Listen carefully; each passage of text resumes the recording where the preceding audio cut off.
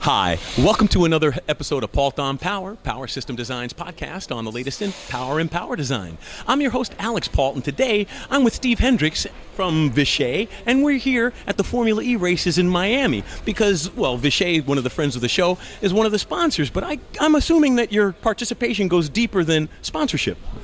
Alex, it really does. With our partnership with Mauser, Vishay manufactures many thousands of products. One of the products that I'm responsible for that could be used in this type of racing would be current sense resistors. So we have current sense resistors that would monitor the main current going from the battery pack to the electric motor and be part of the entire management system. Also on the regen braking, it would also monitor the current in and out of the battery pack.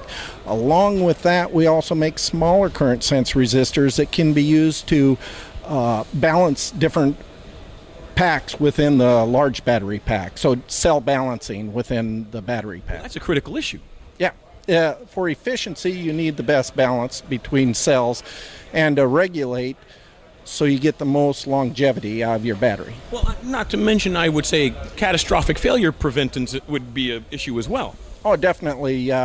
One thing about lithium-ion batteries, if you overcharge or discharge at a rate that it doesn't like, it's going to let you know. So that's a nice way to say it. Our current sense resistor will allow you to monitor that extremely accurate in very harsh environments. You know, with a racing equipment like this, you're talking extreme temperatures, high vibrations, this type of thing, and our current sense resistor can handle that with no problem.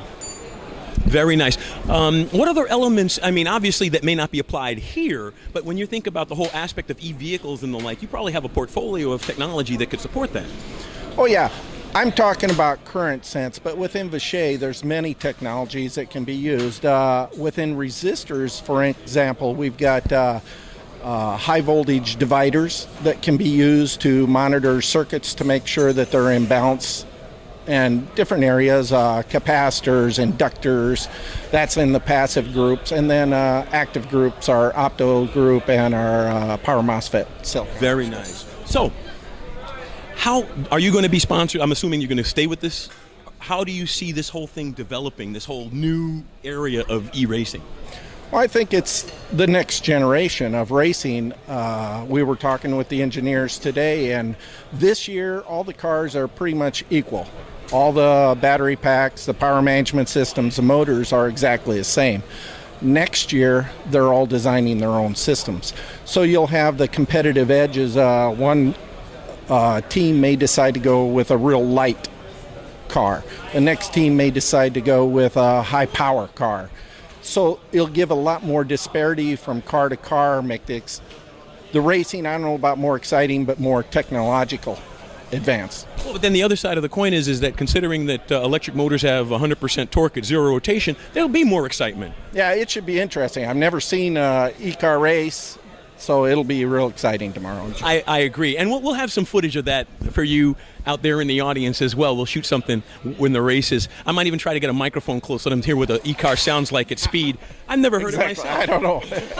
A lot of tire squealing, I bet. There you go. So, hey, Steve, one of the things I love to do before I close out the show is I like to have my guests have the last word. So if they could be a little bit more about technology, the cars, the market, or it's just something for our audience, but the floor is yours. Well, what I'd like to say is, like I said, my responsibility is for current sense resistors. And current sense resistors and lithium-ion battery packs go together. Hand in hand. Yeah, they really do, because it's the technology. It's going to give you the most precision, charging, discharging, current sensing, so to speak, the energy going in and out of the battery pack, going to the motor. We don't control it, but we sense it so they can control and have feedback on the power. Excellent. Well, hey, Steve, thank you so much for being on the show. I really appreciate it. No problem. Thank you.